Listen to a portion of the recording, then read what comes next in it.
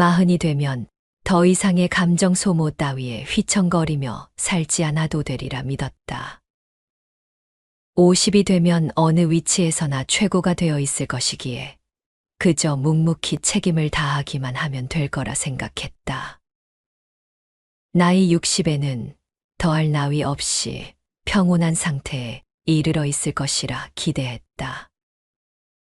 그러나 여전히 빛깔도 형체도 알 수 없는 색깔이 우리를 물들이고 갈수록 숨겨져 있던 욕망의 파도는 더욱 거센 물살을 일으키고 그 유혹에 우리는 더없이 무력하기만 하다. 꽃을 꺾는 일에만 팔려 마음의 끈질긴 집착을 가지고 욕망에 빠져 허덕이는 사람은 마침내 죽음의 악마에게 정복당한다. 꽃을 돈이라 생각해 보자. 돈이 있어야 쾌락을 즐길 수 있기에 우리는 어떻게 해서든지 돈을 벌려고 한다. 또 노후를 생각하여 미리 축적해 놓고자 한다. 그래서 젊으나 늙으나 하루의 대부분을 돈 버는 일에 집중한다. 이것이 보통 사람들의 삶의 방식이다. 어느 큰 회사의 사장이 머리를 식히기 위해 바닷가에 머무는 동안 한 어부를 유심히 며칠간 지켜보았다. 그 어부는 다른 어부들에 비하여 짧은 시간에 더 많이, 더 큰 물고기를 잡고 있을 뿐 아니라 그 실력이 빼어났다. 사장은 그 어부에게 다가가 물었다. 선생님의 기술이 너무 좋아서 이렇게 계속하면 금방 부자가 될 수 있겠습니다. 그런데 왜 저녁이 되기 전까지만 일을 하고 주말에는 나오지도 않습니까? 그러자 어부는 나는 저녁에는 우리 가족들과 밥을 먹어야 하고 주말에는 사랑하는 친구들과 술잔을 기울이며 정을 쌓는다오 라고 대답했다. 사장이 내가 사실은 큰 회사를 운영하고 있는데 만약 당신이 밤까지 일을 하고 주말에도 일을 한다면 10년 후에는 어선을 살 수도 있고 아마 20년 후에는 큰 건물도 살 수 있을 것입니다. 라고 하자 그 어부가 다시 물었다. 그러면 그 다음은 무엇을 할 수 있소? 사장은 대답했다. 그 후에는 지금의 당신처럼 편안히 식구들과 밥도 같이 먹으며 친구들과 술잔도 기울일 수 있죠. 돈 버는 일에만 몰입하다 보면 돈 버는 일에 마음을 빼앗긴다. 일을 한 만큼 돈을 벌고 저축을 하고 재산을 불리는 재미에 시간이 잘 흘러갈지는 모른다. 그렇게 시간이 쌓이고 쌓여서 수십 년이 흐르고 더구나 나중에 아무것도 남은 것이 없다는 것을 알았을 때 그제서야 허무함을 느낀다. 아무 쓸모없는 존재가 되었다고 느낄 때가 되어서야 지나간 세월이 아깝다는 생각이 든다. 기대 수명이 늘고 이제는 죽고 싶어도 마음대로 죽지 못할 만큼 오래 산다고들 말한다. 그런데 인간의 수명은 정해져 있지 않다. 오래 살 수 있을 거라고 누가 장담할 수 있는가? 인간은 언제 죽을지 알 수 없다. 그러니 유혹을 뿌리치지 못하고 허송세월만 하고 있을 수는 없는 일이다. 세상에서 결국 죽어야만 하는 사람의 목숨은 정해져 있지 않아 알 수 없고 애처롭고 짧아 고통으로 엉켜 있다. 미혹한 자가 자기를 해치며 비탄해한다고 해서 무슨 이익이라도 생긴다면 현명한 자도 그렇게 할 것이다. 자신을 위해 행복을 구하는 자라면 자신에게 있는 비탄과 애착과 근심과 자기 번뇌의 화살을 뽑아버려야 한다. 소타니파타에 나오는 말이다. 부처님도 우리처럼 유혹에 시달린 적이 있었다. 불교에서는 수행을 방해하는 유혹과 욕망을 악마에 빗대 표현하는데 이를 마군이라고 부른다. 부처님이 깨달음을 얻기 위해 보리수 나무 아래 앉아 명상하고 있었다. 부처님이 깨달음을 얻기 바로 직전이 되자 마라의 궁전이 크게 흔들렸다. 부처님을 어떻게 해야 할지 1000명이 넘는 마라와 그의 아들들, 그의 권속들이 의견을 모았으나 좀처럼 결론이 나지 않아 마라의 세 딸이 직접 나서기로 했다. 마라의 세 딸은 보리수나무 아래에서 수행하고 있던 부처님 앞에 나타나 갖은 아양을 떨면서 유혹했다. 부처님은 유혹에 굴하지 않고 육체의 쾌락에는 고뇌가 따른다. 나는 정신적인 자유를 얻고자 한다며 마라의 딸들을 다 일렀다. 젊고 고운 외모를 지녔던 그들이 일순간에 노파의 모습으로 변했다. 마라는 딸들이 노인이 돼서 돌아오자 분노해 직접 군대를 이끌고 부처님을 공격했으나 마라의 병사들이 부처님을 향해 쏜 화살이 모두 꽃으로 변해 하늘이 꽃으로 뒤덮였다. 마라는 부처님 앞에 직접 모습을 드러내어 자신의 권력을 줄 테니 수행을 멈추라고 회유했다. 하지만 부처님은 나에게 있어 권력과 쾌락은 의미가 없다. 나는 공덕을 쌓았기에 부처가 될 것이다라며 끝끝내 마라의 제안을 거절했다. 그러자 마라는 그렇다면 당신이 깨달았다는 것을 어떻게 증명할 것인가라고 물었다. 부처님이 오른손을 들어 땅을 가리키면서 이 땅이 증명할 것이다고 답했다. 그 순간 천지가 뒤흔들리는 소리와 함께 대지의 신이 땅을 뚫고 뛰쳐나와 가장 큰 대장부이시여, 내 당신을 증명하겠나이다. 제가 아나이다 라고 외쳤다. 마라는 엄청난 소리와 진동에 놀라 도망가고 말았다. 부처님은 마라를 향해 이렇게 말씀하셨다. 나는 당신을 알고 있습니다. 당신의 첫째 군대는 욕망이요, 둘째는 혐오며, 셋째는 굶주림이요, 넷째는 애착이며, 다섯째는 나태요, 여섯째는 공포며, 일곱째는 의욕이요, 여덟째는 위선과 고집입니다.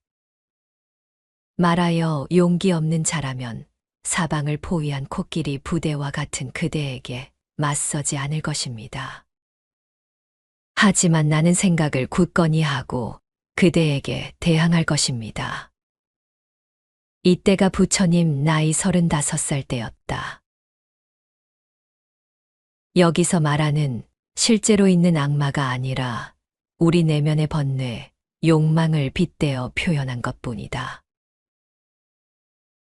부처님은 84,000대장경에서 이렇게 말씀하신다.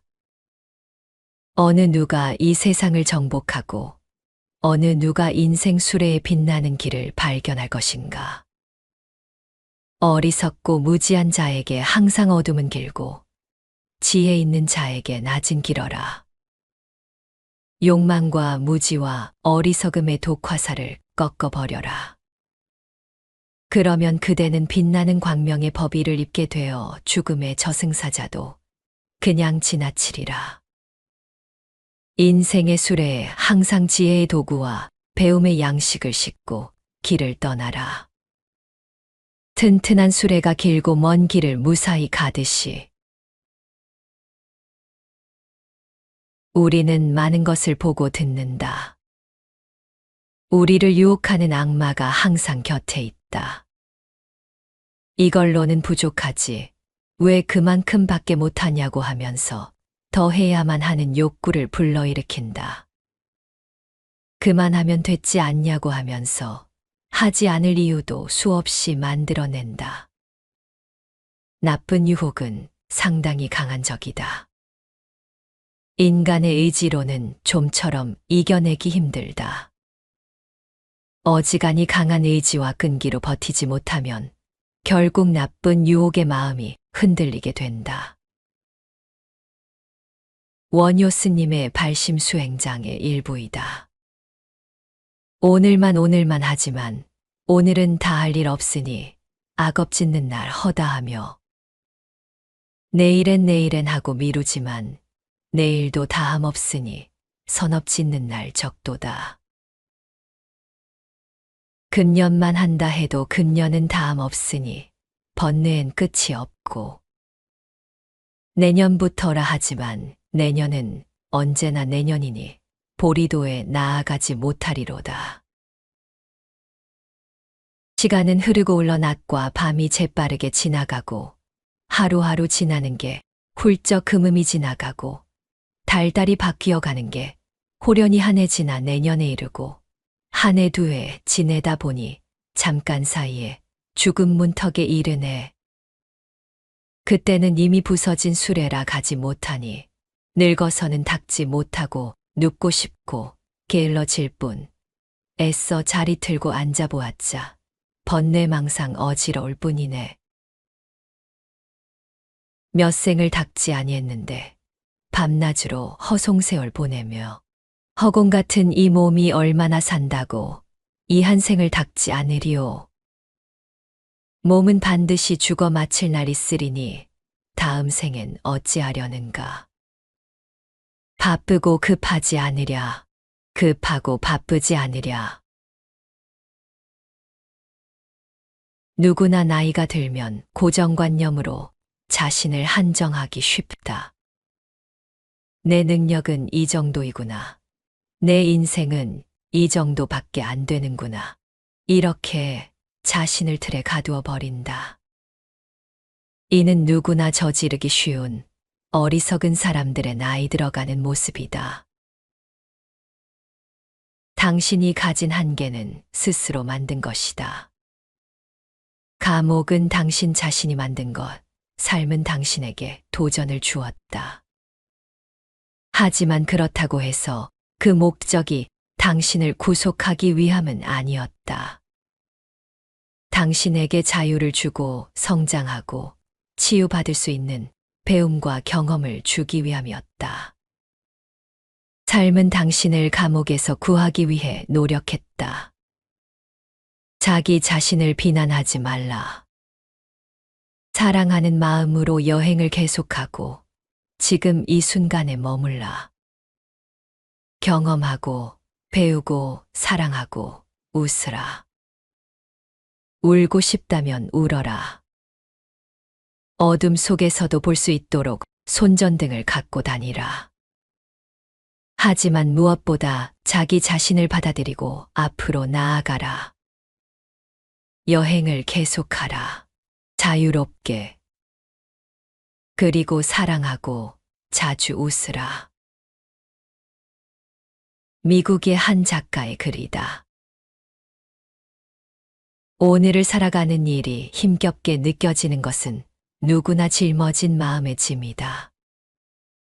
욕심을 비우면 행복이 온다는 것을 알면서도 쉽게 내려놓지 못하는 것은 어쩌면 삶의 고단함보다도 우리 내면의 욕망이 자아를 지배하고 있기 때문일 것이다.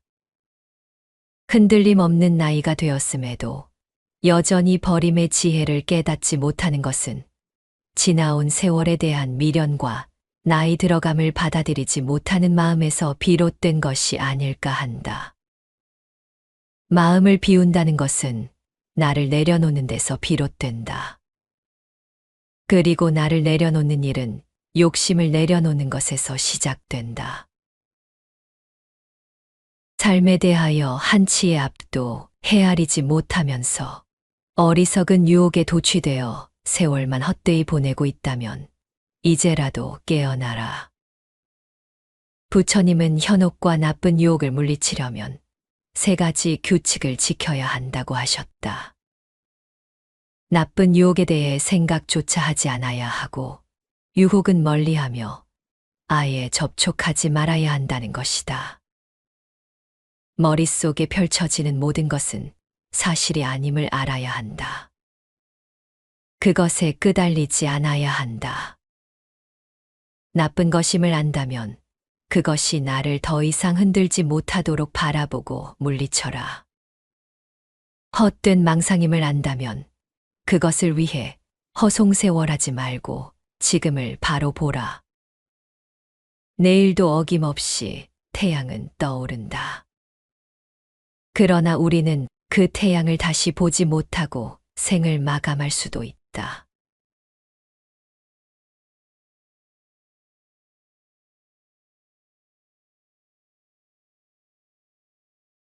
마흔이 되면 더 이상의 감정 소모 따위에 휘청거리며 살지 않아도 되리라 믿었다. 50이 되면 어느 위치에서나 최고가 되어 있을 것이기에 그저 묵묵히 책임을 다하기만 하면 될 거라 생각했다. 나이 60에는 더할 나위 없이 평온한 상태에 이르러 있을 것이라 기대했다. 그러나 여전히 빛깔도 형체도 알 수 없는 색깔이 우리를 물들이고 갈수록 숨겨져 있던 욕망의 파도는 더욱 거센 물살을 일으키고 그 유혹에 우리는 더없이 무력하기만 하다. 꽃을 꺾는 일에만 팔려 마음의 끈질긴 집착을 가지고 욕망에 빠져 허덕이는 사람은 마침내 죽음의 악마에게 정복당한다. 꽃을 돈이라 생각해 보자. 돈이 있어야 쾌락을 즐길 수 있기에 우리는 어떻게 해서든지 돈을 벌려고 한다. 또 노후를 생각하여 미리 축적해 놓고자 한다. 그래서 젊으나 늙으나 하루의 대부분을 돈 버는 일에 집중한다. 이것이 보통 사람들의 삶의 방식이다. 어느 큰 회사의 사장이 머리를 식히기 위해 바닷가에 머무는 동안 한 어부를 유심히 며칠간 지켜보았다.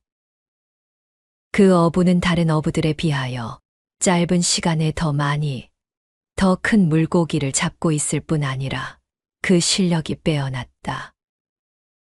사장은 그 어부에게 다가가 물었다. 선생님의 기술이 너무 좋아서 이렇게 계속하면 금방 부자가 될 수 있겠습니다. 그런데 왜 저녁이 되기 전까지만 일을 하고 주말에는 나오지도 않습니까? 그러자 어부는 나는 저녁에는 우리 가족들과 밥을 먹어야 하고 주말에는 사랑하는 친구들과 술잔을 기울이며 정을 쌓는다오 라고 대답했다.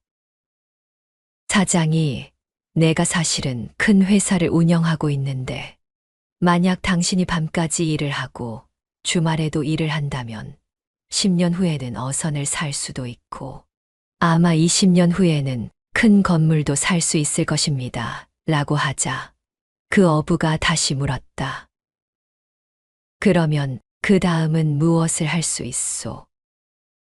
사장은 대답했다. 그 후에는 지금의 당신처럼 편안히 식구들과 밥도 같이 먹으며 친구들과 술잔도 기울일 수 있죠. 돈 버는 일에만 몰입하다 보면 돈 버는 일에 마음을 빼앗긴다. 일을 한 만큼 돈을 벌고 저축을 하고 재산을 불리는 재미에 시간이 잘 흘러갈지는 모른다. 그렇게 시간이 쌓이고 쌓여서 수십 년이 흐르고 더구나 나중에 아무것도 남은 것이 없다는 것을 알았을 때 그제서야 허무함을 느낀다. 아무 쓸모없는 존재가 되었다고 느낄 때가 되어서야 지나간 세월이 아깝다는 생각이 든다. 기대 수명이 늘고 이제는 죽고 싶어도 마음대로 죽지 못할 만큼 오래 산다고들 말한다. 그런데 인간의 수명은 정해져 있지 않다. 오래 살 수 있을 거라고 누가 장담할 수 있는가? 인간은 언제 죽을지 알 수 없다. 그러니 유혹을 뿌리치지 못하고 허송세월만 하고 있을 수는 없는 일이다.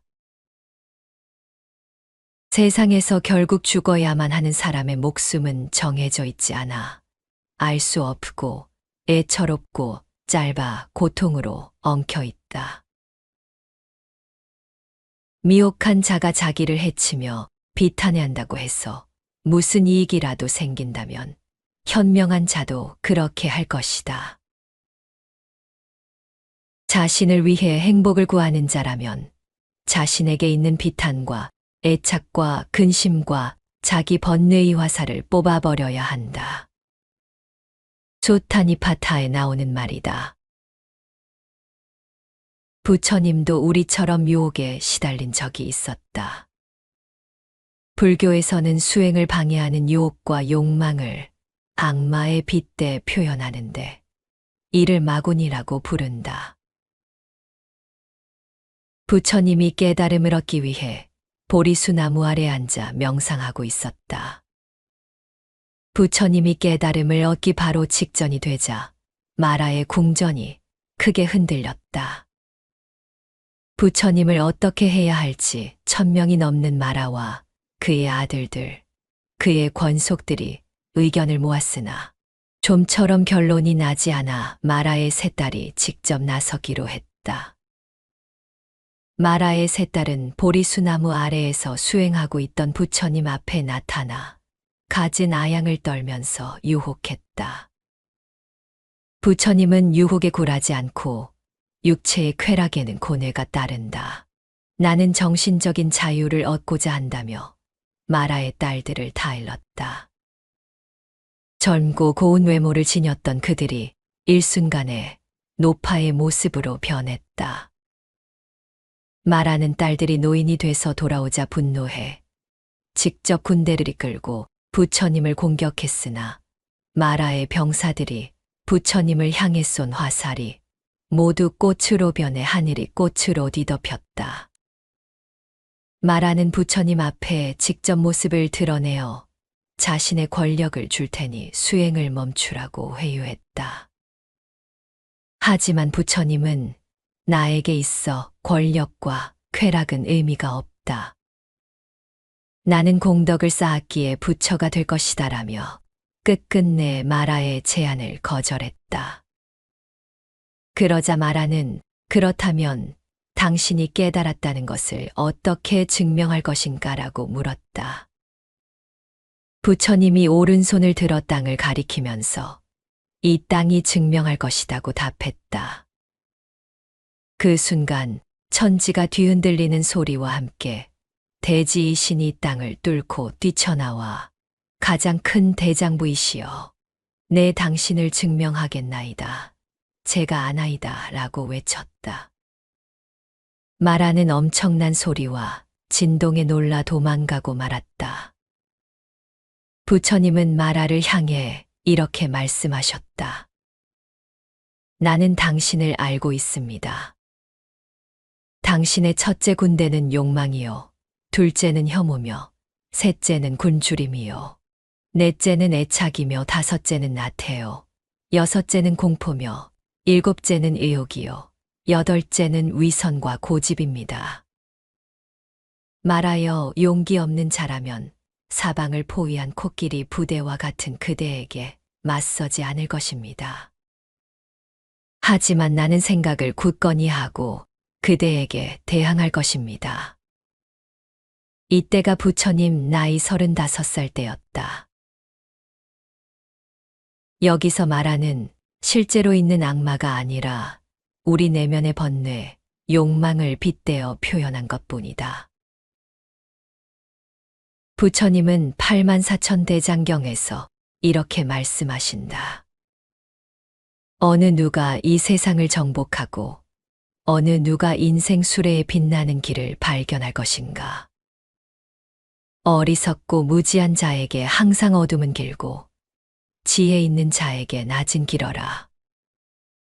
욕망과 무지와 어리석음의 독화살을 꺾어버려라. 그러면 그대는 빛나는 광명의 법의를 입게 되어 죽음의 저승사자도 그냥 지나치리라. 인생의 수레에 항상 지혜의 도구와 배움의 양식을 싣고 길을 떠나라. 튼튼한 수레가 길고 먼 길을 무사히 가듯이 우리는 많은 것을 보고 듣는다.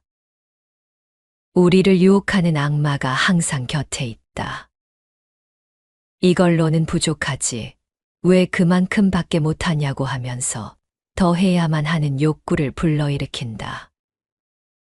그만하면 됐지 않냐고 하면서 하지 않을 이유도 수없이 만들어낸다. 나쁜 유혹은 상당히 강한 적이다. 인간의 의지로는 좀처럼 이겨내기 힘들다. 어지간히 강한 의지와 끈기로 버티지 못하면 결국 나쁜 유혹의 마음이 흔들리게 된다. 원효 스님의 발심 수행장의 일부이다. 오늘만 하지만 오늘은 다 할 일 없으니 악업 짓는 날 허다하며 내일엔 하고 미루지만 내일도 다함 없으니 선업 짓는 날 적도다. 금년만 한다 해도 금년은 다함 없으니 번뇌엔 끝이 없고 내년부터라 하지만 내년은 언제나 내년이니 보리도에 나아가지 못하리로다. 시간은 흐르고 흘러 낮과 밤이 재빠르게 지나가고 하루하루 지나는 게 훌쩍 금음이 지나가고 달달이 바뀌어가는 게 호련히 한 해 지나 내년에 이르고 한 해 두 해 지내다 보니 잠깐 사이에 죽음 문턱에 이르네. 그때는 이미 부서진 수레라 가지 못하니 늙어서는 닦지 못하고 눕고 싶고 게을러질 뿐 애써 자리 틀고 앉아보았자 번뇌망상 어지러울 뿐이네. 몇 생을 닦지 아니했는데 밤낮으로 허송세월 보내며 허공 같은 이 몸이 얼마나 산다고 이 한 생을 닦지 않으리오. 몸은 반드시 죽어 마칠 날이 있으리니 다음 생엔 어찌하려는가. 바쁘고 급하지 않으랴. 급하고 바쁘지 않으랴. 누구나 나이가 들면 고정관념으로 자신을 한정하기 쉽다. 내 능력은 이 정도이구나. 내 인생은 이 정도밖에 안 되는구나. 이렇게 자신을 틀에 가두어 버린다. 이는 누구나 저지르기 쉬운 어리석은 사람들의 나이 들어가는 모습이다. 당신이 가진 한계는 스스로 만든 것이다. 감옥은 당신 자신이 만든 것, 삶은 당신에게 도전을 주었다. 하지만 그렇다고 해서 그 목적이 당신을 구속하기 위함은 아니었다.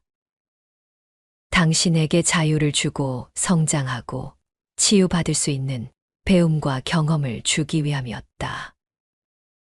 삶은 당신을 감옥에서 구하기 위해 노력했다. 자기 자신을 비난하지 말라. 사랑하는 마음으로 여행을 계속하고 지금 이 순간에 머물라. 경험하고 배우고 사랑하고 웃으라. 울고 싶다면 울어라. 어둠 속에서도 볼 수 있도록 손전등을 갖고 다니라. 하지만 무엇보다 자기 자신을 받아들이고 앞으로 나아가라. 여행을 계속하라. 자유롭게. 그리고 사랑하고 자주 웃으라. 미국의 한 작가의 글이다. 오늘을 살아가는 일이 힘겹게 느껴지는 것은 누구나 짊어진 마음의 짐이다. 욕심을 비우면 행복이 온다는 것을 알면서도 쉽게 내려놓지 못하는 것은 어쩌면 삶의 고단함보다도 우리 내면의 욕망이 자아를 지배하고 있기 때문일 것이다. 흔들림 없는 나이가 되었음에도 여전히 버림의 지혜를 깨닫지 못하는 것은 지나온 세월에 대한 미련과 나이 들어감을 받아들이지 못하는 마음에서 비롯된 것이 아닐까 한다. 마음을 비운다는 것은 나를 내려놓는 데서 비롯된다. 그리고 나를 내려놓는 일은 욕심을 내려놓는 것에서 시작된다. 삶에 대하여 한치의 앞도 헤아리지 못하면서 어리석은 유혹에 도취되어 세월만 헛되이 보내고 있다면 이제라도 깨어나라. 부처님은 현혹과 나쁜 유혹을 물리치려면 세 가지 규칙을 지켜야 한다고 하셨다. 나쁜 유혹에 대해 생각조차 하지 않아야 하고 유혹은 멀리하며 아예 접촉하지 말아야 한다는 것이다. 머릿속에 펼쳐지는 모든 것은 사실이 아님을 알아야 한다. 그것에 끄달리지 않아야 한다. 나쁜 것임을 안다면 그것이 나를 더 이상 흔들지 못하도록 바라보고 물리쳐라. 헛된 망상임을 안다면 그것을 위해 허송세월하지 말고 지금을 바로 보라. 내일도 어김없이 태양은 떠오른다. 그러나 우리는 그 태양을 다시 보지 못하고 생을 마감할 수도 있다.